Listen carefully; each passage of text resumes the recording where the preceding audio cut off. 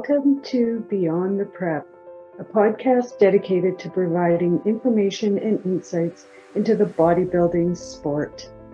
This podcast covers a wide range of topics from finding a coach to the struggling of competing, nutrition, supplements, cost, and much more. I'll be talking with competitors so you can hear their stories, judges, coaches. If you're interested in sharing your story, send me a note at scapach40@gmail.com.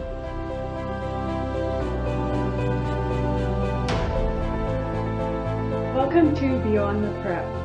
I'm your host, Sherry Capach, and my guest with me today is Cyril Gascon. Is that correct? Yeah, Gascon. Okay. He's a classic physique competitor and has just recently, last year, won his pro card. So welcome and congratulations. Thank you. Thanks for having me. So let's get started with how long have you been in bodybuilding for? It's been a while. I started competitively 2014. I started at least training since 2011 at least. Okay. And what Yeah. got you into it? For like working out or The the bodybuilding. competitiveness? Yeah, the competitive. Okay. Well, initially, yes, I got into the working out aspect of my life. Being an athlete growing up, Mhm. I did swim, I did track quite a bit. I got into the varsity teams for those ones growing up, soccer, a lot of just really competitive sports growing up. Unfortunately, I was about 18 when I tore my ACL playing soccer, so that path didn't quite move forward for me, so to speak. So I moved here to Canada in 2009 and didn't really know what to do, but eventually got into working out, being able to have that competitiveness again within me at least. That was before even competing in 2011. And getting into it, it's a whole other story. But I got into that competitive bodybuilding after nursing school because after that, like I had to focus on nursing, obviously. But after that, I got pretty good results after a couple years, and I figured, might as well try competing. I got into the ABBA. I registered for it the year that as soon as I graduated, decided that I'm going to compete. And going into it, I didn't have a coach at the time. I had to do a lot of research getting into it, knowing the diet. The training was obviously there, but the diet was a little bit different. And then come the show day and all the other aspects that come into it, like lodging and tanning and who else is there and the posing part, obviously. But yeah, that was I think that was 2014 when I did men's physique. That was before even classic physique came out. And yeah, after that, I did that for a year, didn't have a coach. Then took a break for a couple years. I didn't know if I was going to do it again. After a couple years, classic physique came out, and I was like, this is the. I felt that was the category for me. Okay. Because growing up, I had pretty good legs with all the track that I did, and when I started competing, when they started the men's physique, I figured or I thought that, with all my legs here, I'm like, well, I'm not really showing them off, but I don't know if I can really do like the bodybuilding category of it, because I was like, this is really big. I don't know if I can get into that point. But then Classic Physique came out, so I was like, this is perfect. I was reading all the rules, and you can only go up a certain weight for your height. So that's all about the proportions and whatnot. So it's Mhm. not getting to that super big bodybuilding type.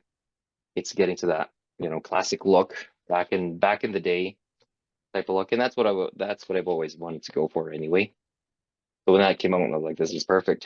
2017, hopped on it again. Um, that's when I found Ryan, my coach, my current coach, and did that through him, and which was great. He was super knowledgeable about it. Um, so that was a totally different experience for me, and it's still going great. And we're still um together, I mean, as a coach and an athlete. But yeah, it's been a ride since then. So just a little bit more explanation for those that are considering for, excuse me, competing. The classic physique, what do they look for in that category? Few things very similar to, I guess it would be the in between of men's physique and bodybuilding, where they're still looking for size, Okay. but they're more looking for shape. They're looking a lot for proportions. You're not wanting overly big, um, how do you say this? Like overly big proportions, Oh, Um, you got your good legs, you got your back, obviously everything. Um, it's really hard to explain because it's very different than because bodybuilding, they want to see the size for sure. The right. classic physique, they don't. I mean, obviously you can't get as big depending on what your height is. So they're really looking for that shape. I mean, That, obviously for all categories, so they always look for that conditioning. mhm. But keep in mind, for somebody that's going into or competing, to compete, there's always a rule where you can only go up a certain weight. So Okay. that being said, you have to keep in mind how your proportions are. If you're having a really big back or really big upper body but no legs, then I think men's physique would suit you better, type of thing. Okay. Yeah. Okay. So winning your pro card last year, how was that? Tell me more about that. Was that your goal, or that's when you started out, or that was your goal for last year, or did you, um, I'm not sure. Tell me more. Um, that has been the goal since I got back into competing. Okay. The initial year when I started to hop on stage to be competitive was to get that experience and see what that is like for me. Then, and that was when that was before Classic Physique. But when the Classic Physique came out, the goal after that was, okay, maybe even actually even the first year that I got back into competing again prior or after that 2 year hiatus, I didn't even think about going into that pro level Mhm. because I really wanted to experience the Classic Physique category when that came out. But after a year being with Ryan, it was, yeah, I don't know what sparked something in me. Mhm. It was I had lots of fun during that year that I came back on stage, and I told Ryan, yeah, let's go for it. So 2018 came, did another show. I think that's when CPA came out. They changed the whole system Okay. where it was previously you had to go to regional, then a provincial, then a national show in Canada now, it falls under just CPA, where you can do a regional show virtually anywhere in Canada, and you can compete in any pro qualifier.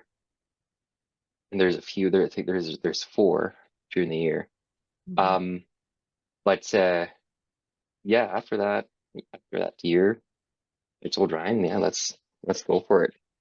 So I trained even harder, stayed with him every year since then, and I've tried every year to achieve that pro card. And 2018, yeah, 2018, 2019, I tried again, didn't get it.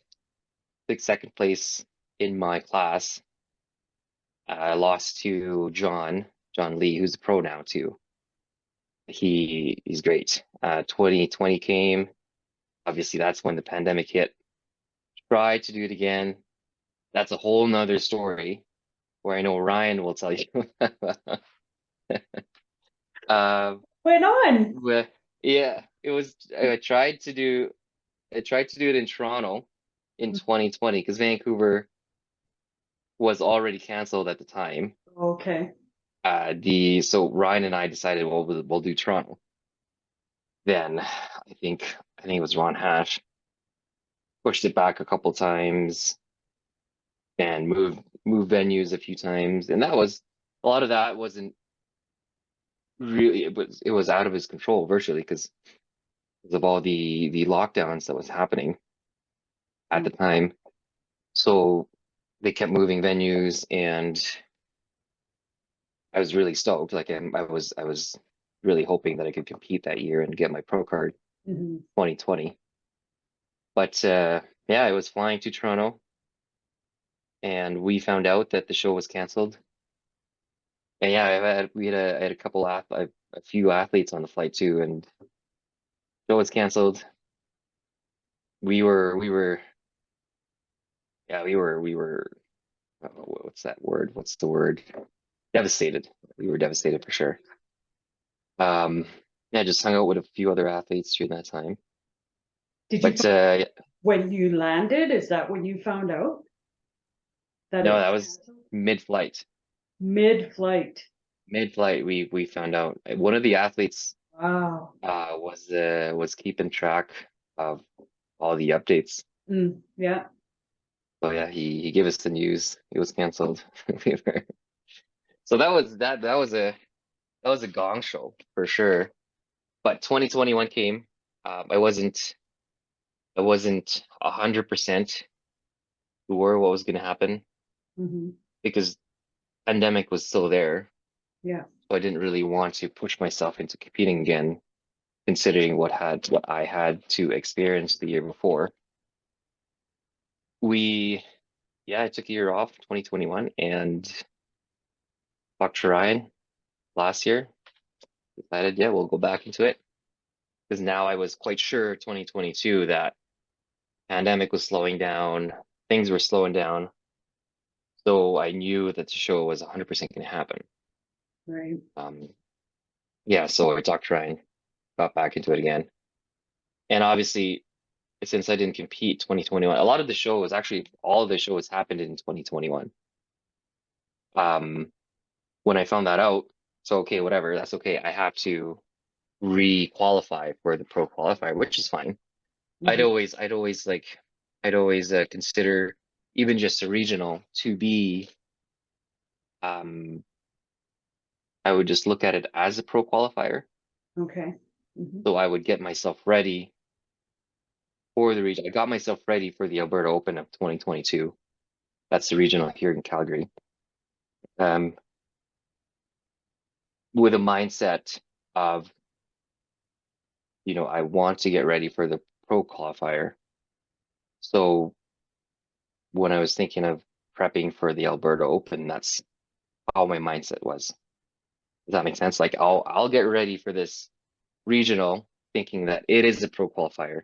Right. So when I get myself into the pro qualifier, I'm already there kind of thing.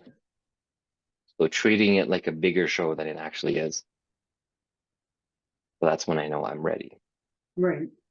And how was Yeah. that? With having the year off, were you just building that year and following everything to go into the next year, or did you take any time off, or you just worked harder? I would say 2021 was a very good year for me. It was a year to rest, Okay. but also a year to build, to relax, to reset, to focus on other things that I need to focus on. And yeah, pretty much get myself, because I knew in 2021 that I'm not competing this year, but I know I'm going to compete the next year.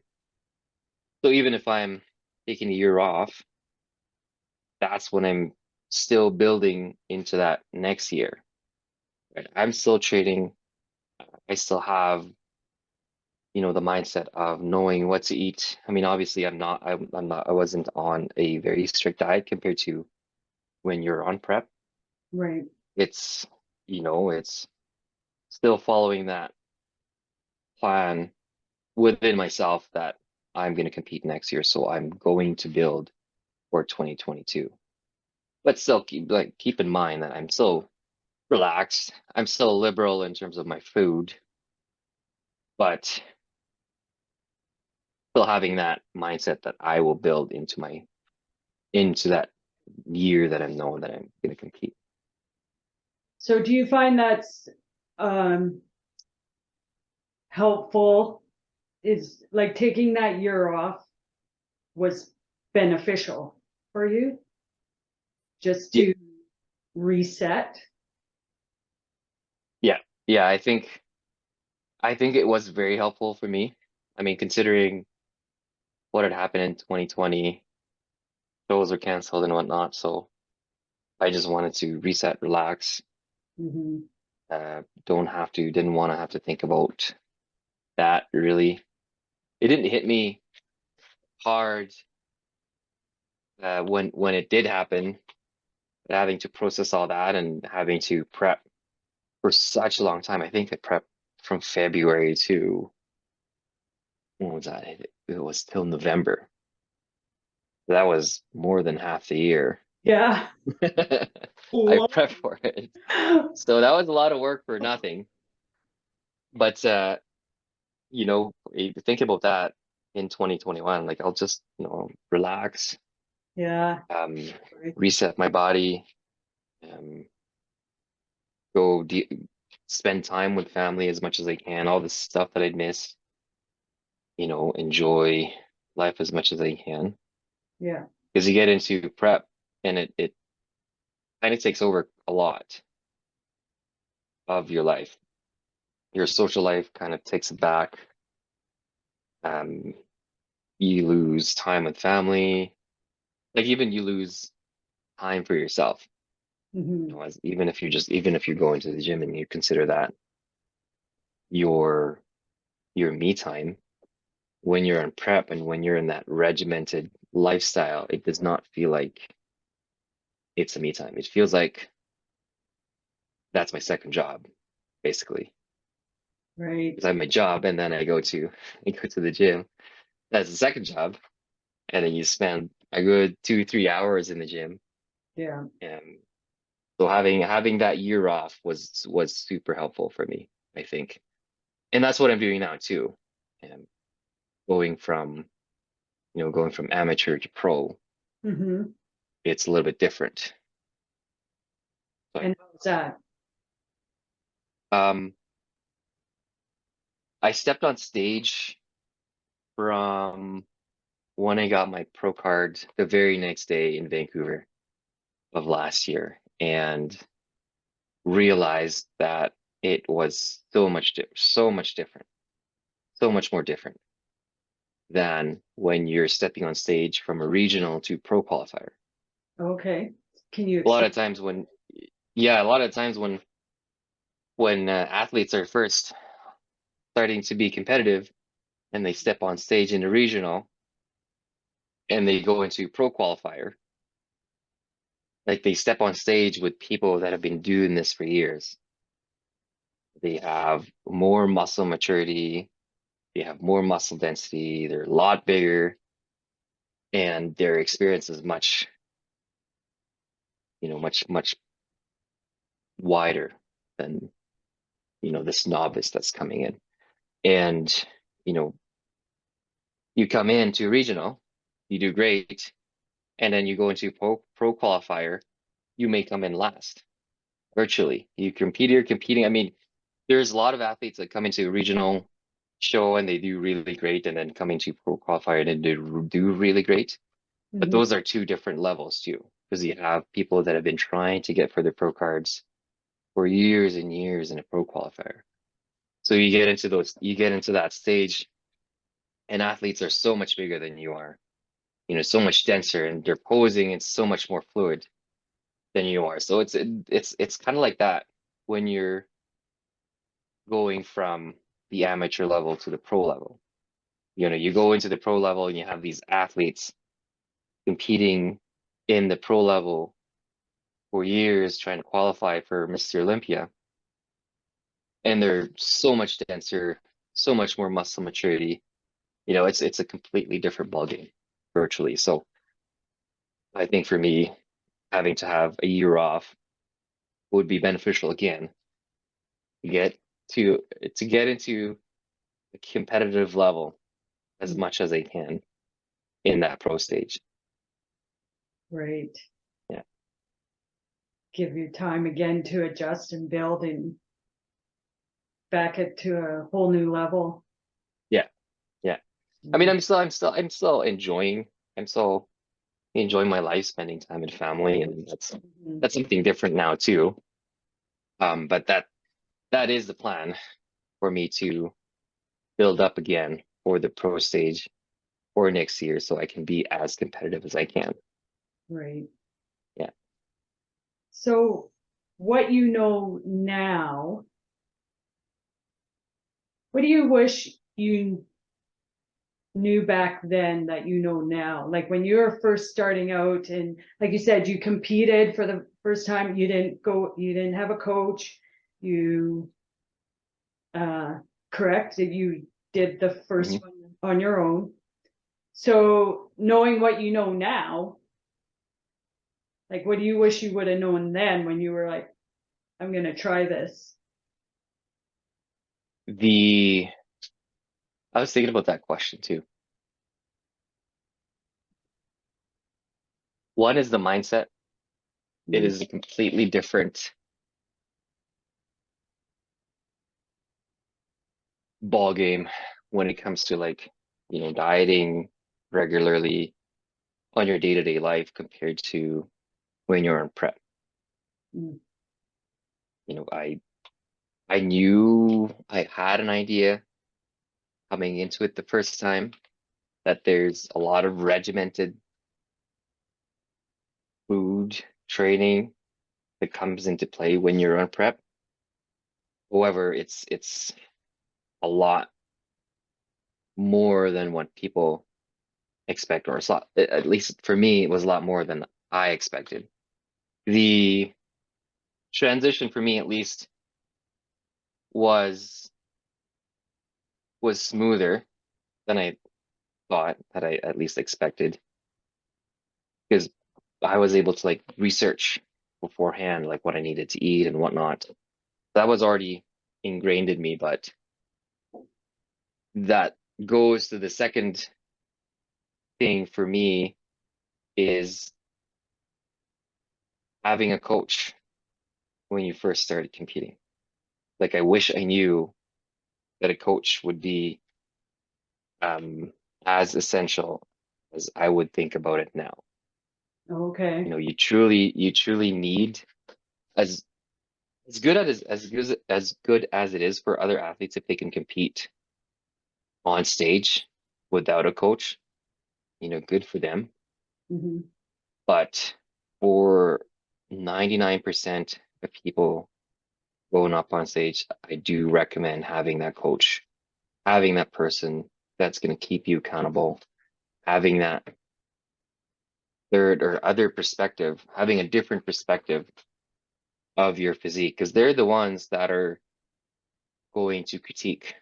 They're the ones who are going to see those little details that you need to work on when you do your check-ins.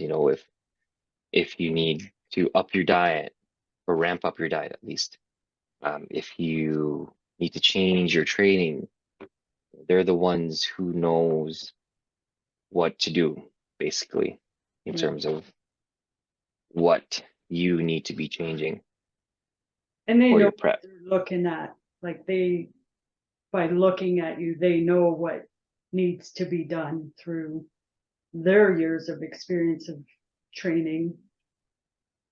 Yeah, exactly. And that's what my experience was. Or yeah, I'm still experiencing it with Ryan. He knows, like, with the years that he's had, he knows just by looking at you, if you screwed up on your diet. Yeah. If you had that one Yeah. piece of protein bar or that one Mars bar, he's gonna know. He's gonna know if you had that pizza or that burger on Yeah. prep. Yeah. Uh, He's gonna keep you accountable. for No, sure. which is great. You truly need that other person. Ability is key for sure. Yeah, yeah. So that's the other thing for me is I wish I knew. I mean, I already knew coming into like getting into my first show that okay, I might need a coach for it. But at the time, I couldn't afford it. Hmm. I didn't know how much it was, and I didn't really know a lot of people.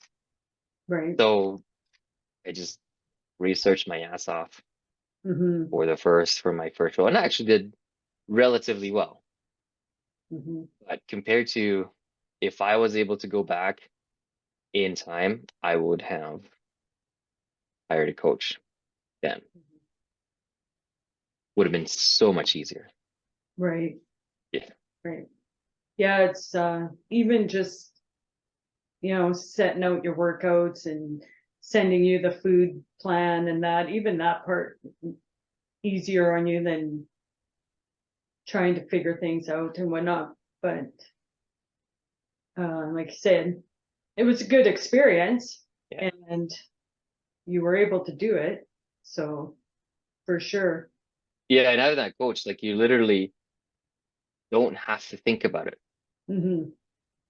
This he tells you this is the plan, this is what you need to do. And with me and Ryan, he gives me a plan, I do the plan, I do my check-ins, and we're good. Hmm. Yeah, I don't even have to think about my diet. He gives me that diet plan. I follow it. We do our check-ins every week and perfect. Yeah. Yeah. Especially when you're in prep as well and you get that mind fog and things like that. You're just not really, you're tired. Oh Lord, yeah. You can't You even get into you get into a zombie state. That's for sure. So when he sends you the stuff, it just saves a lot because Yeah. yeah, Oh that's the yeah. last thing you want is to have to think. If Yeah, you don't have to. exactly. Yeah, for sure. He's there. He's my brain. Yeah, that's right. So your advice to someone who's thinking of competing, what advice would that be?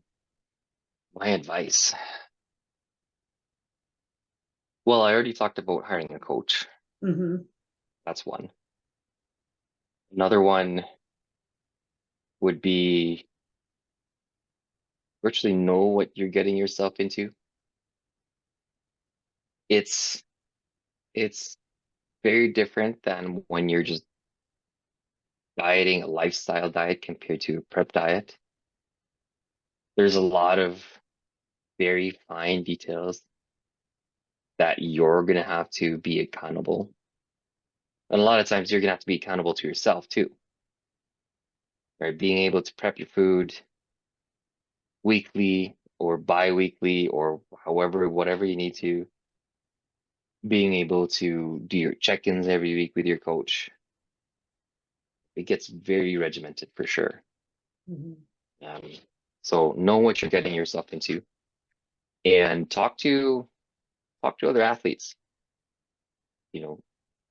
Find out what it's like to be on stage. Find out what it's like to be on prep. Mm-hmm. Because it can get very difficult. You need that mental capacity. And that's another thing too. Like when you're getting yourself into. However, when you're in the middle of it, being able to have a good mindset and a good mental capacity too. It takes quite a toll on you when you're on prep. Just the mental strain it has on you being, going to the gym, getting very regimented and, not having a cheat meal Yeah. or not having had a cheat meal for like weeks and weeks and weeks. And it screws up with your head. That's for sure. You get into weeks on when you have such low carbs, Mm-hmm. where your mood levels, or at least your mood stability, just goes out the window and it just goes up and down, up and down. So it takes a lot of mental capacity to be able to handle all that. Right. Um, and I think another one would be, falling under that, knowing what you're getting yourself into is financial, how to say it, I guess just the finance of it too. That's not cheap sport. Yeah, yeah, certainly not. There's supplements that you need to think about. There's food that you need to think about. Getting into that competitive stage, you need to think about lodging. If the show is out of town, you need to think about tanning. You need to Your suit. think about, yeah, your suit. Oh Lord, I cannot imagine how much. So Uh, Especially for the ladies too. Those jewelry. Oh my God, those are not bad. The suit. The suit. this, I mean, I don't know about the guys. I don't know what it costs for those trunks that you wear, the but trucks are like as much as about $110, $120 if you really want a really decent one. okay. But yeah, I can't imagine for the ladies because that takes a whole chunk of other. Yeah, yeah, Uh, it really it does vary a lot. I mean, if you can get one used for 350, you're doing great, but they're well over $1,000 if you want. yeah. Yeah. So, I mean, my last one was 750. So it does Oh wow. it does fluctuate depending what you want, but Yeah. yeah. And like you I said, mean, even the shows, your each category that you want to enter. mhm. Now, is it quite higher in each category when you hit pro level than What, it is in, higher? What do you mean higher? yeah, like each category you have to pay a fee, right? To enter it? Oh, right, right, right, right.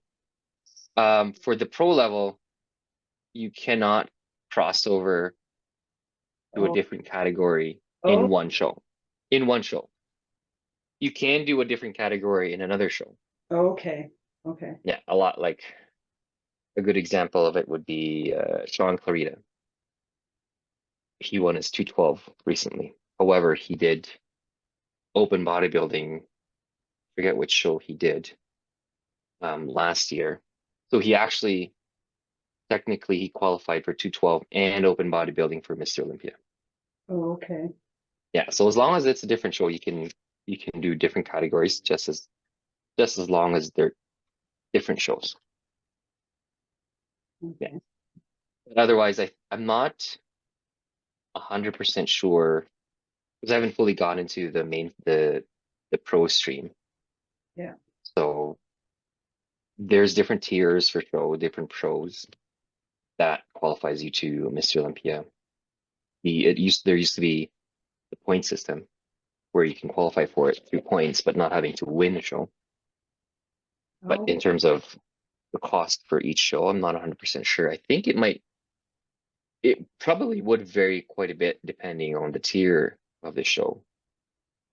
And I guess it also depends on where it is too. I would guess New York Pro would be more expensive, I would say, than maybe Pittsburgh Pro. okay. Yeah, I'm not, I haven't been fully into the pro stream yet, so Right, I can't really say a lot about that. right. Okay, fair enough. So what do you love about the sport?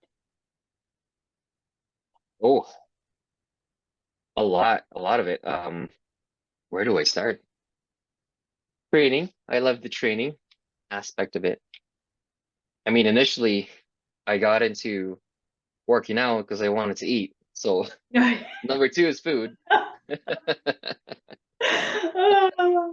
Yeah. That's really the whole point of me working out anyway, so I could eat a lot. Oh, yeah. So that worked out for me. Yeah, at registration, I've seen, the juice jugs full of rice, and I just sit there with envy watching the guys shovel it in. I'm like, oh, Oh man, yeah. The food is great. So that's the second thing. The third thing that I love about the sport is the community mm, around it. I didn't fully experience that till I got back from my break from that 2 year break.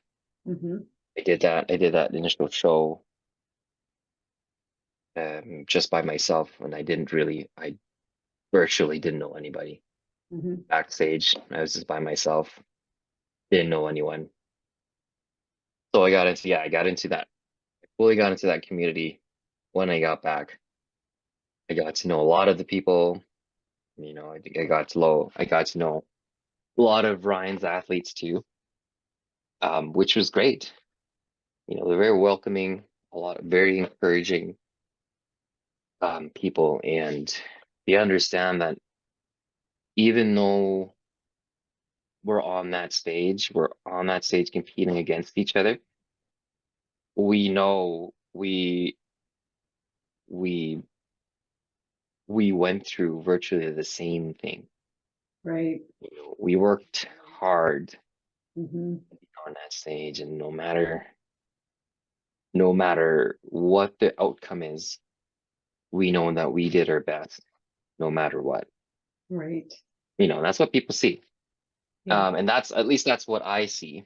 Mhm, And so every show that I go to, I really get to know a lot of the athletes backstage and talk to other athletes backstage and virtually have fun and get to know other people. yeah.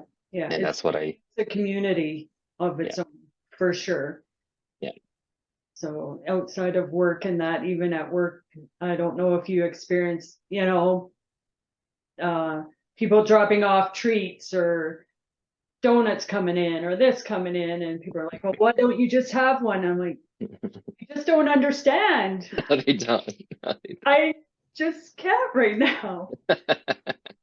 They're like, just don't. look. Yeah, Like, it is a very, I would say it's a very niche "Mm, community, bodybuilding. Not people have, I guess, a stereotype around it when they see bodybuilding, when they look at it from an outside perspective, and they don't know mhm, what it means to be on prep and what it means to train your butt off. mhm. So it's a very completely different community than my work. Yeah, especially my work too, because we do get quite a bit of treats. And they bring all these donuts, and I'm like, yeah, I can't. So Yeah, it's I love the community. We know we're on the same boat, so no matter what, yeah, we always encourage each other. yeah, yeah, for sure. I feel that way as well. So, well, on that note, uh, I want to thank you for joining me this was fun, and Yeah, no, thanks. lots of good advice there for anyone new that has any questions, which is great. So I'm going to move on, and good luck going into your pro. Thank you. competing. Thank you. I wish you all the best. Thank you. And hopefully we can hop on again after you've done a pro show, and you can tell us all about that. That would be Yeah, absolutely. Yeah. Let's do it. Awesome. All right. You have a great day, and thanks for joining me. Thanks, Sherry. You too. Okay. Bye-bye. Bye. I want to thank my guest today and my listeners for joining me at Beyond the Prep. If you like this episode and want to make sure you don't miss any others, please subscribe. You can also find us on YouTube.